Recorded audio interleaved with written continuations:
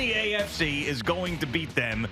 And the Cincinnati Bengals with Joe Burrow being healthy, that's right at the top of the list.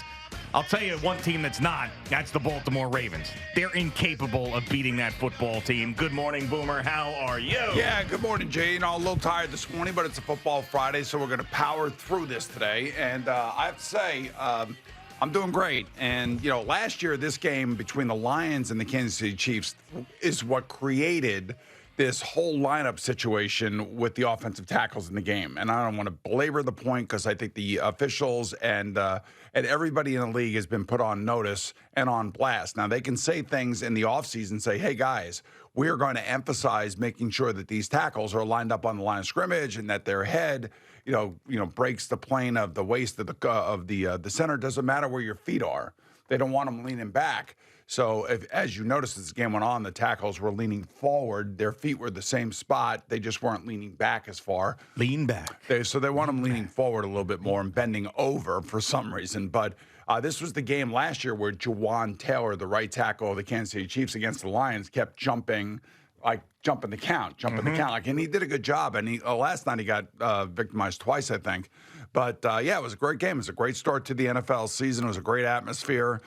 Taylor was in the house. It was just a matter of time before NBC got to her, which was fine, which is what they should be doing. But, two great quarterbacks. And it just goes to show you how difficult it's going to be for the Jets. Just the one other thing about last night's game, thinking about it, if Lamar Jackson's going to play like that, he ain't going to make it through 17 games. There is no way. I mean, he looks quick. He looks fast. But, man, he's taking on guys. And I appreciate the toughness, and I appreciate leading by example. But I also, as you and I have pointed out many times here in regards to Aaron Rodgers, you got to protect yourself. And I don't think he did a great job of that last night. But then again, maybe this is the way he's going to want to play this year. I thought the fact that he drove his team all the way down, he had a chance. He missed Zay Flowers at the back of the end zone. He was wide open. It's kind of the difference. Patrick Mahomes is not missing that guy at that point in the game. Now, he did hit Isaiah Likely, and Isaiah Likely came down, and that's unfortunate for Isaiah Likely because he had a great breakout game for himself. But I'm just telling you, the difference between these two teams is so narrow, and it's because the quarterbacks are so good. But Patrick Mahomes is just Patrick Mahomes, man. Even throwing an interception, it was a bad interception. He's probably couldn't get any sleep last night after the game because of it, but he's just so good when the game matters. And that's the difference, really, between these two teams. Yeah, I mean, it feels to me like it's a larger gap, even though on paper you see these close games and how good both of these teams are. I just don't feel like the Baltimore Ravens in any situation, at home like they were last year, on the road like they were last night, they just won't get it done. But they had the best record in the league last year. But it doesn't matter when it comes to the postseason when the best team is the Kansas City Chiefs. Well, they got the best player. I mean, they really do. But Lamar Jackson won the MVP last year, and he still can't get past this guy. Like Patrick, I don't know. The one thing I will say, and I told you earlier, when they drafted Isaiah Worthy, all of a sudden this team became a track team, and Marquise Brown wasn't even on the field. Xavier Worthy. Yeah. Marquise Brown wasn't even on the team last night. He was hurt. Yeah. I mean, think about those guys out on the field, and you can say whatever you want about some guys off the field, but on the field, they are a track team, and they'll be one of the faster offensive teams in the NFL, and it's something that I think Andy Reid and his group really tried to work on this offseason, and we saw Xavier Worthy show it last night. Yeah, and I'm glad you brought up the plays leading up to the likely stepping out of bounds play that ended the game with the review, because both of those previous two plays were ones where I thought that, just like you said, if Patrick Mahomes on both of them, because the first one, remember, he overthrew Likely in the corner of the end zone, but he had, it felt like a minute back there. If you probably counted out, it was probably 6 or 7 seconds. Yeah. But he had the cleanest pocket, and he had a great look at the end zone. Someone had to have been open, or he should have made a throw there that was better than the one that he made, and then obviously missing Zay Flowers as egregiously as he did prior to that. So, everybody will say, the blade of grass, as Al was saying, but they had two major opportunities in the two previous plays where they didn't get it done. Yeah, well, the important thing is that he got him all the way down the field and got him a chance to at least tie the game, but John Harbaugh was going to go for two. Yeah, I saw. He was calling for 2, and I love that. I love that too because that's analytics and that's rolling the dice, and you're on the road. It comes down to one play. If it does come down to one play, and you can win the game. A couple of weird things last night. Number one, when Roquan Smith, I think it was Roquan Smith, it hits Patrick Mahomes out of bounds. Yeah, and it was Smith is basically saying that Patrick Mahomes flopped. I mean, did you see how hard Patrick Mahomes hit the ground? I That's did. That's not flopping. Right. I mean, he was off balance and not expecting it. It didn't look like Roquan Smith really hit him violently. That was literally 2 yards out of bounds or maybe 3 yards out of bounds. And I was surprised that there was no flag there. So, all right, so the people on the Baltimore side were like, well, that's the right call because he flopped. I mean, I don't know. I mean, if you're going to protect quarterbacks, that's got to be called. And then of course this offensive tackle stuff, and I'm sure coaches are going over it, and I'm sure Green Bay and Philadelphia tonight on Peacock, those coaches are talking to their tackles. You're gonna have to be leaning forward. You can't be leaning back, and there's gonna be all of that stuff. And then the kickoffs last night. You had one team that was willing to play the game, and then the other team that with Harrison Butker just kick it out. And I think one of the reasons for that, again, I think it comes down to like who you're playing at quarterback. That's what I really think it comes down to. If you're playing Patrick Mahomes, I don't necessarily know that you want to give him the ball on the 30-yard line every time. Yeah, but I mean, Lamar Jackson is no slouch. Yeah, but he's not Patrick Mahomes. I get it, but he's the next tier down. So I mean, it's not like Andy Reid doesn't respect him. Guys that have gone in there and won, even though Josh Allen didn't win the game back in 2021, he outplayed. He didn't outplay him, but he played toe-to-toe with Patrick Mahomes. They should have won the game. Leslie Frazier, had a brain fart at the end of that game that allowed Kansas City to tie it and then go into overtime. But that Josh Allen had that game won. Yeah. 13 seconds left to go. The game should have been won.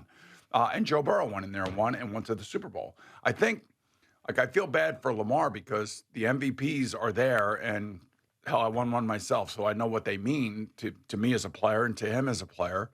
But he is playing in the era of Patrick Mahomes. It's like playing in the era of Tom Brady. The way you get to the Super Bowl is if either gets hurt or something catastrophic happens to the team around him in terms of losing like 4 or 5 key players.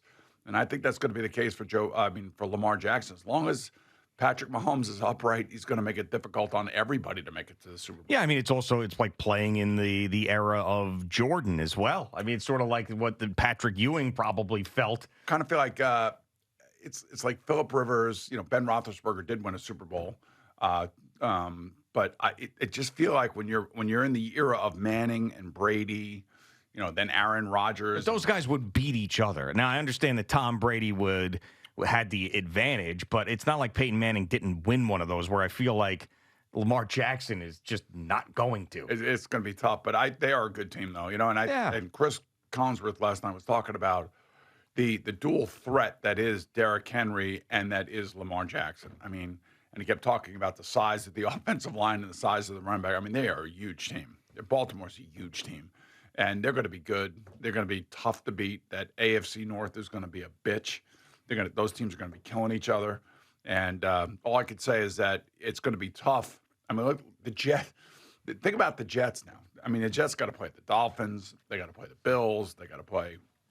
Of course, Kansas City. Yeah, but their schedule feels manageable. The first overall. 8 games are. Yeah, I mean, but still, that's a lot of the season. No, it's going to be great. It's so great to have it back for real last night. And I was just thinking, like, a lot of those guys in the fourth quarter looked like they were pretty much spent. Yeah, they were gassed because they didn't play obviously 4 quarters in a very long time. They haven't come out at halftime and start the third quarter. That's a whole nother set of circumstances that the players got to get used to. But yeah, for all intents and purposes, that was a great opening night game, and it was the stars were aligned for Kansas City, and it had everything, and it came down to the last play. You can't ask for anything better than that. Yeah, and you really wish that the Jets had maybe the NFC to deal with in the postseason as opposed to the AFC, because you get this very small window of Aaron Rodgers and what he is. And let's say he just plays his ass off and the Jets end up being as good as they can be. They still might not make it to the Super Bowl, even with all the talent that they have and the experience and just everything that comes with having Aaron Rodgers as your quarterback, because you've got a dynasty that's just hanging out there in your conference. I will say this, that if Aaron Rodgers plays like Lamar Jackson, not running but throwing, and has the opportunity at the end of the game to hit those guys, I think he probably hits those will. guys. Yeah. Well, I mean, that's why he was an MVP, and that's why everybody is so jacked up to see him play again. And we all hope to see the guy that we saw, 2 years ago, and even 3 years ago, when he was at the top of his game late in his career. So hopefully that will be the case for the Jets.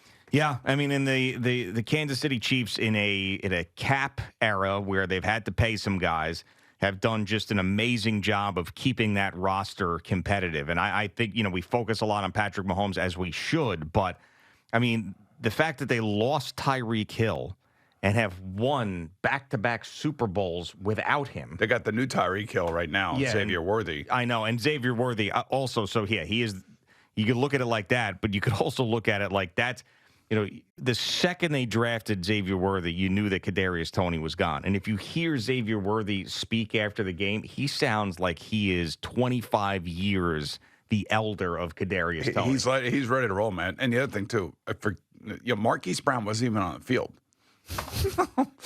I mean, yeah. And you got Rashee Rice, and like I was saying, he's got some off the field issues, but man, so you could see now he's taken another step. Like he has come up another level. And Isaiah Pacheco is Isaiah Pacheco. The thing I do like about Kansas City is that they actually try to run the ball, and they try to be physical with their offense and with Isaiah Pacheco. But they have a lot of guys around Patrick Mahomes, with the exception of Travis Kelce, that aren't making a lot of money. Yeah, and he didn't do much last night, Travis Kelce. So that'll be interesting to see how he fits in with this new look and the speed that they have. And, obviously I think that, as the season goes on, you're going to be paying more attention to Xavier Worthy, and maybe defenses once again forget about Travis Kelce in the middle of the field because they've got to deal with so many other weapons. But he was the only one really that was quiet last night from a receiving standpoint. And they tried to get him involved, like in the second quarter. They threw him a little screen pass just to get him going. Yeah. To make sure that we can get a shot at Taylor Swift after he makes a catch. So that was important. But yeah, I think Kansas City's going to be tough again, man. This 17 game season is a long season. The good news for Kansas City is now they got 10 days off. Yeah, I mean, I was thinking about all the stuff that was swirling with the Chiefs last year. Like they had the Chiefsaholic guy who was robbing banks, and he got sentenced recently to like 30 years in prison or something. You remember the guys that were frozen in the backyard? The dead frozen Chiefs fans. They showed somewhere in the game. They showed like 3 guys, like all wearing their Chief stuff. You thought about the dead guys? I thought about the dead guys in the backyard freezing to death. Right. Yeah. I mean, I think that win was dedicated to those guys in the backyard that froze to death. Then you had the people that froze not to death, but during the playoff game, and then got frostbite. Yeah. You had all of that, and then obviously the millions of Taylor Swift things that were going on. I mean, the Kansas City Chiefs have just been. I mean, they're it. They are the alpha. They are the mountain everybody's trying to climb. They're the Patriots. They've become the Patriots. They found their guy. With controversy too around them. Right. The other guy I worry about too. We talk about Lamar. Is Josh Allen going to get there? Well, do you think Josh? To me, Josh is great. He's like Lamar. He's impossible to defend because you never know what he's going to do. But is the wide receiving crew around him as good as the wide receiving crew around Patrick Mahomes? No. I mean, it's unproven. You know the answer to that. It's unproven. We know how fast Xavier Worthy was. I didn't, and we knew that he was good at Texas. But watching him last night, take the reverse and just put it in another gear. I mean, that's stunning. That's a stunning play. That's an explosive play that not very many players in the league can do. And you couple that with Patrick Mahomes' ability just to make plays when there's nothing there. I mean, and when he steps up, he'll run, but he's not going to take off like Lamar. He's always going to keep his head down the field and his eyes down the field. And he is going to be a bitch for everybody this year with those wide receivers around him. Best in the game in his prime in the middle of a dynasty with a head coach who's as good as it gets. I mean, good luck.